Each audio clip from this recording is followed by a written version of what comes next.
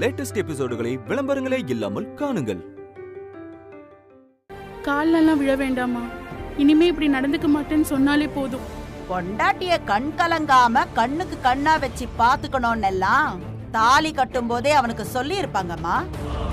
அதெல்லாம் தெரிஞ்சிருந்தும் அவ உன்னை அடிச்சிருக்கான்ல, இனிமே பேச்சே இல்ல, செயல்தான்.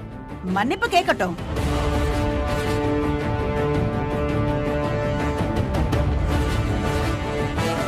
இல்லம்மா, என்னால மன்னிப்பு கேட்க முடியாதுமா. ஊரு முன்னாடி என் மான மரியாதை என்னமா வருது?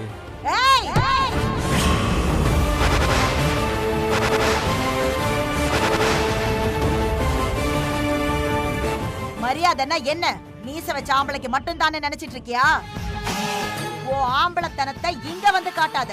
பொண்டாட்டி வேணும்னா அவ கால்ல விழுந்து மன்னிப்பு கேளு. உன்னை என் பொண்ணாதான் நினைக்கிறேன். எப்ப அவ உன்கிட்ட மன்னிப்பு கேட்க முடியாதுன்னு சொல்லிட்டானோ, அப்ப நீயும் அவன் கூட வாழ போக கூடாது.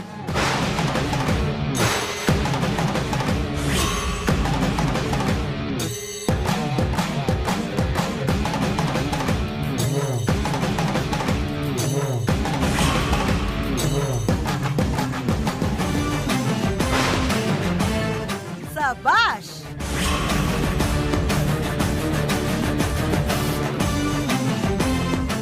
சரி சரி, பஞ்சாயத்தெல்லாம் முடிஞ்சு போச்சு, கலைஞ்சு போங்க.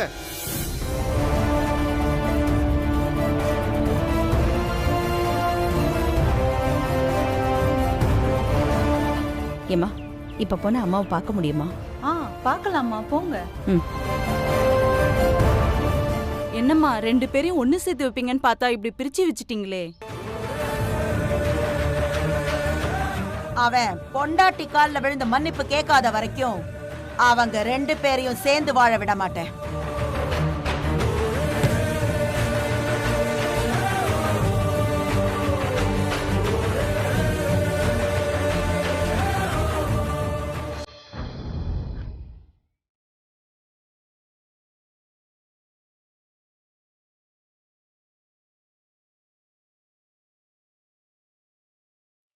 அம்மா, அம்மா, நான் சொன்னேன்னு யார்கிட்டயும் சொல்லிடாதீங்க அம்மா. அப்புறம் அம்மா என்னை கொன்னே போட்டுருவாங்க. என்னாச்சு? என்ன விஷயம்? அது எனக்கு தெரிஞ்ச பொண்ணு உங்க வீட்டுக்காரோட வீட்டுல வேலை செய்யறா. அங்க உங்க வீட்டுக்காரருக்கு 2வது கல்யாணம் பண்றத பத்தி பேச்சுவார்த்தை நடந்துட்டு இருக்குமா.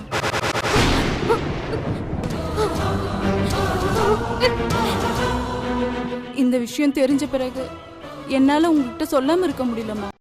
நான் தான் சொன்னேன்னு மட்டும் அம்மா கிட்ட சொல்லிடாதீங்கம்மா.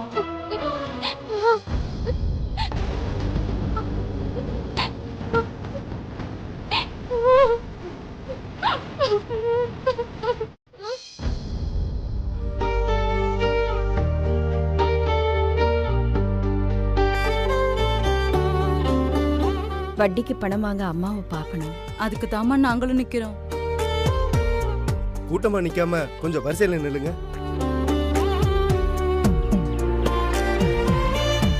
நீங்க வாங்க.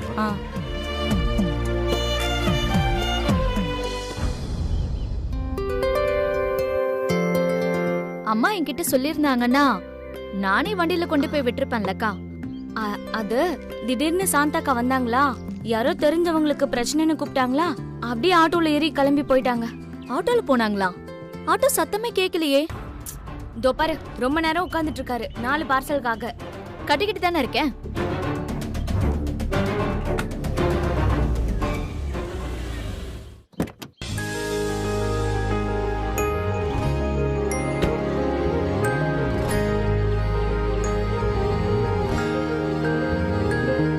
அக்கா, அசோக் அண்ணா தான் வந்திருக்காரு. 2 பார்சல் தான் கட்டணும். நீ போய் கட்டிடு, நான் போய் பேசிட்டு வரேன்.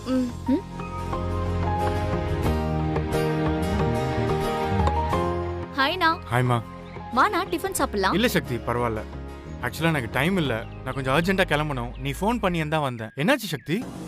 இப்போ அடுத்து என்ன பண்றதுன்னு கேக்குறதுக்காக தான் உன்னை உடனே ஃபோன் பண்ணி வர சொன்னேன்.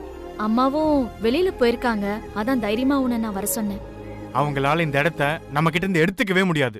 ஏன்னா லீகலா நாம தான் ரொம்ப ஸ்ட்ராங்.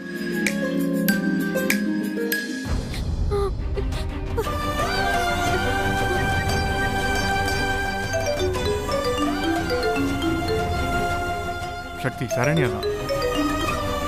ஹலோ, நீங்க இன்னொரு கல்யாணம் பண்ணிக்க போறீங்களா? ஏய் என்ன சொல்ற? உங்க அம்மா உங்களுக்கு பொண்ணு பாத்திருக்காங்களாமே, உண்மையா? சரண்யா நீ என்ன பேசுற? இதெல்லாம் உனக்கு யார் சொன்னது? அதெல்லாம் எதுக்கு உங்களுக்கு? நான் கேக்குறதுக்கு மட்டும் ஆமா இல்லையான்னு மட்டும் சொல்லுங்க. இல்ல, எங்க அம்மா பத்தி உனக்கு நல்லா தெரியும்ல. அவங்க இது மாதிரி தான் ஏதாவது பேசிக்கிட்டே இருப்பாங்க. நீ ஏன் குழப்பிக்கிற? நீங்க உடனே வாங்க. எங்க? என்ன உடனே கூட்டிட்டு போங்க. இப்பவே இங்க வாங்க அசோக். இப்ப என்னாச்சு? முதல்ல காம் டவுன். அழாத. அண்ணா என்ன? Saranya please try to understand me. போதுங்க, என்னால இனிமே இங்க இருக்க முடியாது. நம்ம ரெண்டு பேருக்கு நடுவுல என்ன ஆகுமோ ஏதாகுமோன்னு பயந்துட்டே நான் இங்க வாழ்ந்துட்டு இருக்கேன். நீங்க இப்பவே இங்க வாங்க. எங்க அம்மாவை எப்படியாவது கன்வின்ஸ் பண்ணி என்ன கூட்டிட்டு போங்க. முடியலன்னா நம்ம ரெண்டு பேரும் எங்கேயாவது போய் வாழ்க்கையை நடத்திக்கலாம். சட்டப்படி நம்ம ரெண்டு பேரையும் யாராலையும் பிரிக்க முடியாதுன்னு நீங்க தானே சொன்னீங்க. ப்ளீஸ் என்னை எப்படியாவது இங்க இருந்து கூட்டிட்டு போயிடுங்க. ஐயோ சரண்யா, உன்னை எங்க வீட்டுக்கு கூட்டு வந்தா எங்க அம்மா ஒத்துப்பாங்கன்னு நினைக்கிறியா நீ? முதல்ல உங்களை கன்வின்ஸ் பண்ணணும்ல. இன்னும் எவ்வளவு நாளைக்கு இப்படியே சொல்லிட்டு இருப்பீங்க? ஒருவேளை உங்க அம்மா உங்களால கன்வின்ஸ் பண்ண முடியலன்னா அப்போ என் நிலைமை? உங்க பேச்சு அவங்க கேட்கவே இல்லைன்னா அப்ப நம்ம ரெண்டு பேரும் ஒண்ணு சேரவே முடியாதா? நீங்க வேற ஒரு கல்யாணம் பண்ணிக்கிட்டீங்கன்னா நான் என்ன பண்றது? சரண்யா நீ ஏன் இப்படி எல்லாம் பேசுற? எனக்கு அதெல்லாம் தெரியாது. நீங்க இப்பவே இந்த நிமிஷமே என்ன வந்து கூட்டிட்டு போங்க. இல்லைன்னா இந்த சரண்யாவை நீங்க பார்க்கவே முடியாது. ஹலோ,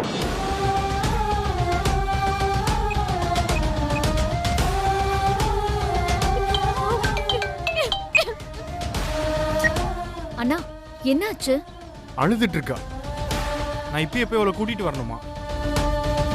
யார் என்ன சொன்னாங்கன்னு தெரியல சக்தி. நான் இன்னொரு கல்யாணம் பண்ணிக்க போறேன்னு ஓவரா அழுதுகிட்டு இருக்கா. இப்ப நான் எப்படி அங்க போறது, என்ன பண்றது? அப்படியே நான் அங்க போனாலும் அத்தைக்கு என் மேல கோவம் கூடுமே தவிர கண்டிப்பா அனுப்ப மாட்டாங்க. இப்ப சரண்யா கிட்ட எப்படி பேசி சமாதானப்படுத்துறதுன்னே தெரியல சக்தி. அம்மா நீங்க வாங்கம்மா.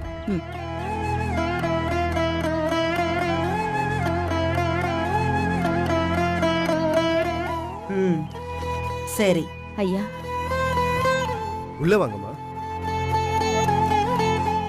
ம் அம்மா. ஆமா வணக்கம். கூப்பிடுறேன். ம் யாரு? அம்மா என்னன்னு சொல்லுங்கம்மா. என் பேர் மீனாட்சி. சாப்பாடு மெஸ் வச்சிருக்கேன். என்ன விஷயமா வந்திருக்க? எனக்கு கொஞ்சம் பணம் தேவைப்படுது. கடனா கொடுத்தீங்கன்னா. கடன் வேணுன்றது சரிதாம்மா. அதுக்கு தானே எல்லாரும் வந்திருக்காங்க. கடன் ஏன் வேணும், எவ்வளவு வேணும்னு சொன்னாதானம்மா எங்களுக்கு தெரியும். எனக்கு ஒருத்தவங்க பணம் கொடுத்தாங்கம்மா. அத அவங்களுக்கே திருப்பி கொடுக்கலான்னு போனேன்.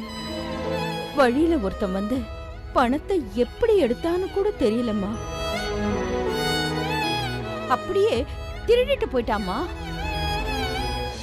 நான் போய் பேசிட்டு வரவானா? நீயா? ஆமாண்ணா, நீ கோர்ட்டுக்கு போ, நான் போய் பேசிட்டு வந்துடுறேன். ஆக்சுவலா என் அத்தைக்கு உன் மேலேயும் கோவம் இருக்குல்ல. இப்போ உன்னை பார்த்தா பிரச்சனை இன்னும் பெருசாயிடும். அவங்க என் மேல என்ன கோவப்பட்டாலும் பரவாயில்ல. இப்போதைக்கு அண்ணியை சமாதானப்படுத்தணும், அதுதான் முக்கியம். நான் போய் பேசுறேன்னா. Are you sure? பக்கா ஷூர். அன்னைக்கு கோவில்ல என்னால தானே பிரச்சனை வந்துச்சு. அதுக்கு ஒரு சின்ன கான்வர்சேஷன் வச்சுக்கிட்டோன்னா அது நல்லா இருக்கும். நீ கிளம்புனா நான் போயிட்டு வரேன். தேங்க்ஸ்மா. நீ அங்க போனது எனக்கு கால் பண்ணு. நான் சரண்யா கிட்ட கண்டிப்பா பேசணும். சரிண்ணா, நான் ஃபோன் பண்றேன். நீ கிளம்பு. கேர்ஃபுல் சக்தி. சரிண்ணா. அக்கா, எனக்கு கொஞ்சம் வேலை இருக்கு, நான் வெளியில போகணும். நீ கொஞ்சம் மெஸ்ஸ பாத்துக்கிறியா ப்ளீஸ்? சரி, நான் பாத்துக்கிறேன். நீ பார்த்து போயிட்டு வா. சரிக்கா.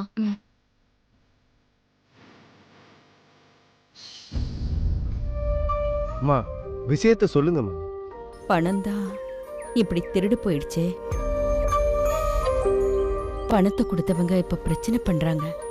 பணத்தை கொடுக்கலன்னா வீட்டையும் மெஸ்ஸையும் காலி பண்ணி கொடுத்துடுன்னு மிரட்டிக்கிட்டு இருக்காங்கம்மா. என் மெஸ்ஸுக்கு வரவங்கெல்லாம் உங்களை பத்தி நிறைய தடவை பேசியிருக்காங்கம்மா. அதான் உங்களை ஒரு தடவை பார்க்கலான்னு வந்து கொஞ்சம் கடன் கொடுத்து தயவு செஞ்சு உதவி பண்ணுங்கம்மா. நான் சரியான நேரத்துல வட்டியை கரெக்டா கொடுத்துருவேம்மா நானு. சரி, பணம் எவ்வளவு வேணும்? 10 லட்சம்மா. எவ்வளோ? 10 லட்சம்மா. கோதண்டம், அம்மா ஏதாவது ஷூரிட்டி ஏதாவது கொண்டு வந்திருக்கியாம்மா? என்னது? அப்படின்னா என்னம்மா? அப்படின்னா ஜாமீன் கொடுக்க, அதாவது பணைய வைக்கிறதுன்னு சொல்லுவாங்களே, இப்படி ஏதாவது இருக்கா? அப்படிலாம் எதுவும் இல்லைங்கம்மா. அப்படியெல்லாம் பணம் கொடுக்க முடியாது.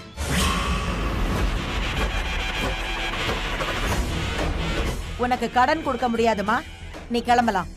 அம்மா முடியாதுன்னு மட்டும் சொல்லாதீங்கம்மா. உங்க வட்டி காசை நான் தராம போயிட மாட்டேம்மா. சரியான நேரத்துல நானே வந்து உங்களுக்கு கொடுத்துருவேம்மா. எவ்வளவு சீக்கிரம் முடியுமோ அவ்வளவு சீக்கிரம் வந்து முதல்லயே அடைச்சிருவேம்மா. நீங்க என்ன நம்பலாமா? நீங்க வேணும்னா எங்க மெஸ்ஸுக்கு யாரையாவது அனுப்புங்க. யார வேணும்னாலும் நீங்க கேட்டு பாருங்க, என்ன பத்தி சொல்லுவாங்கம்மா. மா, உன்னால பணத்தை கட்ட முடியுமா இல்லையாங்கிறதெல்லாம் எனக்கு பிரச்சனை கிடையாது. கடன்கிறது உனக்கு கொடுத்து உதவணுமே ஒழிய அதுவே உன் கழுத்தை நெரிக்கிற மாதிரி ஆயிடக்கூடாது. தகுதிக்கு மீறி கடன் வாங்கினா சாகுற வரைக்கும் வட்டி கட்டிக்கிட்டே இருக்கக்கூடிய நிலைமை வந்துடும். சின்ன ஹோட்டல்னு சொல்ற, சொத்து பத்துன்னு எதுவும் இல்ல. கடன் வாங்கறதுக்கு நீ தனியா வந்திருக்கிறத பார்த்தா இந்த விஷயம் உங்க வீட்ல யாருக்கும் தெரியாத மாதிரி புரியுது. நீ கேக்குற பணத்தை திருப்பி கட்ட பெரிய பெரிய வியாபாரிகளை திணறுவாங்க. உன்னால எப்படி முடியும்? உன்னால முடியாதுமா. அப்படிலாம் சொல்லாதீங்கம்மா. நான் வேற யார்கிட்ட போய் இவ்வளவு பணத்தை கேட்பேன்? அம்மா, எனக்கு யாரையுமே தெரியாதுமா. என் வாழ்க்கையில யார் முன்னாடியும் போய் இப்படி கடன் கேட்டு நின்னதில்லை. இப்படி புல்லட்ல அப்படியே டுபு டுபு டுபு டுபுன்னு போறது எவ்வளவு நல்லா இருக்கு தெரியுமாண்ணே. அண்ணே, நான் ஓட்ட தானே பேசிட்டு இருக்கேன். என்னென்ன யோசனையில இருக்க அண்ணே? ஓ, நான் உன் கூட வர்றத அண்ணி பாத்துருவாங்கன்னு தானே நீ பயப்படுற? பயப்படாதானே. கூடிய சீக்கிரத்திலேயே அண்ணி கிட்ட நான் நல்ல பேர் வாங்கி காமிக்கிறேன்னா இல்லையான்னு பாரு. டேய், அது இல்லடா, அந்த நீதிமணி தான் மீனாட்சியோட புருஷன்னு பத்திரத்துல இருக்கு. அப்ப நீதிமணி தானே ஆளோட அப்பா. அப்புறம் ஏன்டா அவன் அவங்க கிட்டே எதிரி மாதிரி நடந்துக்கிறான்? அதுதான் எனக்கு சுத்தமா புரியல. அண்ணா, இதுல புரிய என்னன்னு இருக்கு? சொத்து நல பிரச்சனைன்னு வந்துட்டாலே புருஷன் பொண்டாட்டி சொந்தம் பந்தம் எல்லாமே வேற வேற தானே. நாம பார்க்காத கேஸா சொல்லுனே. ஏய், அதுக்குன்னு என்னாலலாம் இதை ஈஸியா எடுத்துக்க முடியாது. அண்ணா, ஈஸியா எடுத்துக்காதண்ணே. அண்ணி கிட்ட நான் நல்ல பேர் வாங்கியே ஆகணும். அதனால இந்த கேஸை நாம தான் டீல் பண்ணி ஆகணும். ஆனா இந்த திடீர்னு மட்டும் வேண்டாம் அண்ணா. நானே வைக்கிறேன் இந்த நீதிமணிக்கு பெரிய ஆப்பு. அம்மா, தயவு செஞ்சு கொஞ்சம் யோசிச்சு சொல்லுங்கம்மா. ரொம்ப கழுத்துல கத்தி வைக்கிற அளவுக்கு ஒண்ணும் புரியாம தெரியாம தான் நான் இப்ப ஓடி வந்தேன். என்ன பத்தி உங்க மெஸ்ல எல்லாரும் பேசுறாங்கன்னு சொன்னேன்ல. என்ன பத்தி எல்லாரும் நல்ல விதமாவா பேசுனாங்க? இப்ப இந்த வட்டி பணத்தை ஒருத்தன் ஒழுங்கா குடுக்கலன்னு வச்சுக்கேன், ஆளை விட்டு அடிப்பா. அதுக்கும் அவன் சரிப்பட்டு வரலன்னு வச்சுக்கேன், வீடு தேடி வந்து சட்டுமுட்டு சாமான எல்லாம் தூக்கி வெளியில எரிஞ்சிருவா. அந்த மாதிரி மனித உருவத்துல நடமாடிட்டு இருக்க ராட்சசி அவன். அவங்க எத்தனை பேர் எங்களை எதிரிங்களா பாக்குறாங்க, கெட்டவங்களா ஆக்கி வச்சிருக்காங்கன்னு தெரியுமா உனக்கு? அவங்க எல்லாம் அப்படிதான். பொய் சொல்லியோ இல்ல பொய் பத்திரத்தை காட்டியோ பொய்யா அழுதோ அவங்க நிலைமைய மீறி என்கிட்ட வந்து கடன் வாங்குவாங்க. நாங்க பணத்தை திருப்பி கேட்டா எங்களையே தப்பா பேசுவாங்க, இல்லாத நாடகம் எல்லாம் ஆடுவாங்க. ஆனா அவங்க என்ன நாடகம் ஆடினாலும் அதை எப்படி வசூல் பண்ணணும்னு எங்களுக்கு தெரியும். என்னமோ தெரியல, ஆனா உனக்கு அந்த மாதிரி கஷ்டத்தை கொடுக்கறதுக்கு எனக்கு இஷ்டம் இல்லம்மா. நீ கிளம்புமா.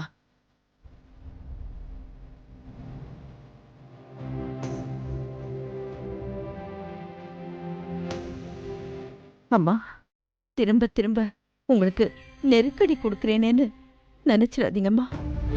நான் குருவி மாதிரி பணத்தை பார்த்து பார்த்து சேர்த்து வச்சு எவ்வளவு சீக்கிரம் கொடுக்க முடியுமோ அவ்வளவு சீக்கிரம் உங்க பணத்தை நான் கொடுத்துடுறேம்மா. சத்தியமா சொல்றேன். சொன்னா புரிஞ்சுக்கோமா. ஜாமீனுக்கு ஏதாவது பத்திரம் கித்திரம் கொடுத்திருந்தா கூட நான் ஏதாவது யோசிச்சிருப்பேன். இப்ப எந்த நம்பிக்கையில நான் உனக்கு பணம் கொடுப்பேன்?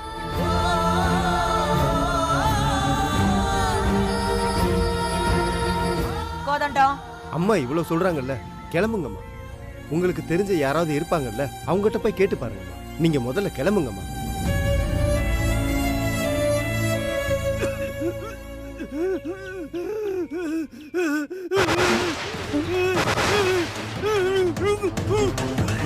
என்னங்க என்னங்க என்னங்க ஐயா. என்னாச்சுங்க?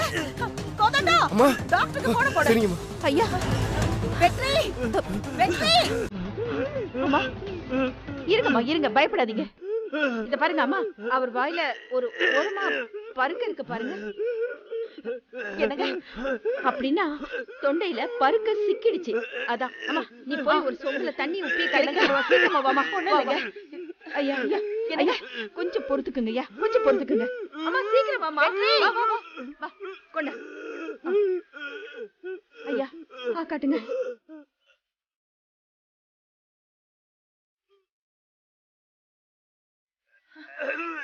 ஒண்ணும் இல்ல. ஐயா துப்புங்க. மெதுவா மெதுவா. ஏய் 100 ஆயிசுடா. அண்ணா, அந்த நாசமா போன நீதிமணிக்கு எதுக்குன்னா 100 ஆயிசு. அவன் ஏன்னா இங்க வரான்? டேய், உங்க அண்ணிடா. அண்ணியா? ஐயோ,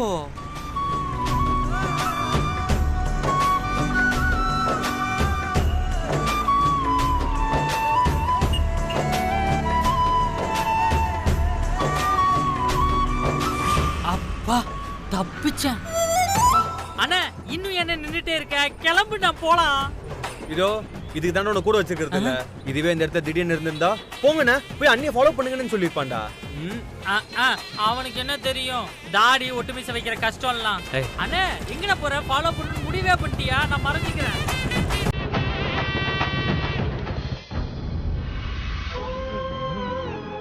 ஒன்னும் இல்லம்மா, பயப்படாதீங்க. சாதம் கொஞ்சம் வெறையா ஆயிடுச்சு, அதான் தொண்டையில சிக்கிடுச்சு. உப்பு தண்ணி கொடுத்தோம்ல, எல்லாம் வெளியில வந்துருச்சு. என்னங்க இப்ப எப்படிங்க இருக்கு? எல்லாம் சரியாயிடுச்சு. இப்ப பரவாயில்லைங்களா ஐயா? நீங்க வேண்டாம் வேண்டான்னு சொல்ல சொல்ல நான் தான் உங்களுக்கு சாப்பாடு ஊட்டி விட்டேன். அது என்னோட தப்பு தாங்க. சரிங்கம்மா, நான் கிளம்புறேன். வரட்டுமாம்மா? வரேயா? பாத்துக்கங்கம்மா. ஐயாவை பத்திரமா பாத்துக்க. ஒரு நிமிஷம் நில்லுமா. என்னம்மா? சொல்லுங்கம்மா. நான் பணம் கொடுக்கலன்னு சொல்லிட்டேன்.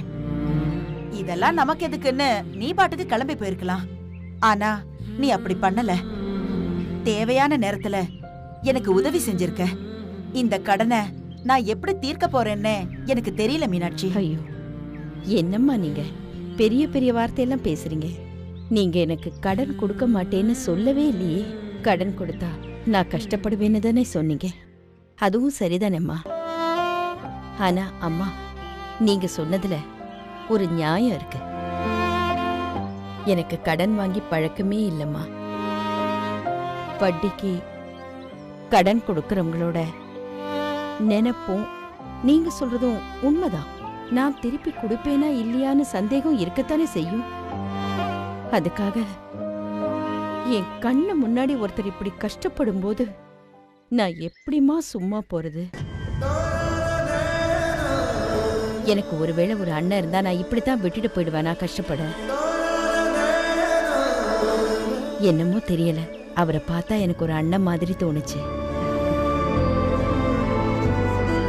இப்ப சொன்னியே, அதுதான் பெரிய மனுஷங்களோட பேச்சுங்கிறது. பெரிய வார்த்தைய நீ ரொம்ப ஈஸியா சொல்லிட்ட மீனாட்சி. சரிம்மா, நான் கிளம்புறேம்மா. ஏய் இருமா, இங்க பாரு. கஷ்டம்னு வரும்போது சொந்தக்காரங்களை கவனிக்காத இந்த காலத்துல நீ கஷ்டத்துல இருந்தும் இன்னொருத்தங்க கஷ்டப்படும் போது உதவி பண்ணியே, உன்னோட இந்த குணம் எனக்கு ரொம்ப பிடிச்சு போச்சு மீனாட்சி. கடன் கேட்கும் போது ஜாமீன் கேக்குறது நம்பிக்கைக்காக ஏதாவது இருக்கட்டுமேங்கிறதுக்காக தான். ஆனா என் கண்ணு முன்னாடியே என்ன நம்ப வச்சிட்டியே மீனாட்சி. இந்த நடத்தைய தாண்டி எனக்கு வேற எந்த ஜாமீனும் தேவையே இல்ல. என் வீட்டுக்கு வந்துட்டு எங்களுக்கு உதவி பண்ணிட்டு நீ கஷ்டத்தோட போறதுல எனக்கு இஷ்டம் இல்ல மீனாட்சி. நீ கேட்ட பணத்தை நான் கண்டிப்பா தரேன், வாங்கிட்டு போ. நிஜமாவாமா? கோதண்டம், அம்மா மீனாட்சி கேட்ட 10 லட்சத்தை கொடுத்து அனுப்பு. சரிம்மா. உன் வார்த்தையை நீ காப்பாத்துவேங்கிற நம்பிக்கை எனக்கு இருக்கு. ஐயோ, நிச்சயமாம்மா. அப்புறம் அம்மா, ஒரு தடவை நீங்க எங்க மெஸ்ஸுக்கு வந்து பாத்துட்டு போங்க. உங்களுக்கும் தெரியணும்ல நான் எங்க இருக்கேன்னு. கண்டிப்பா வர மீனாட்சி.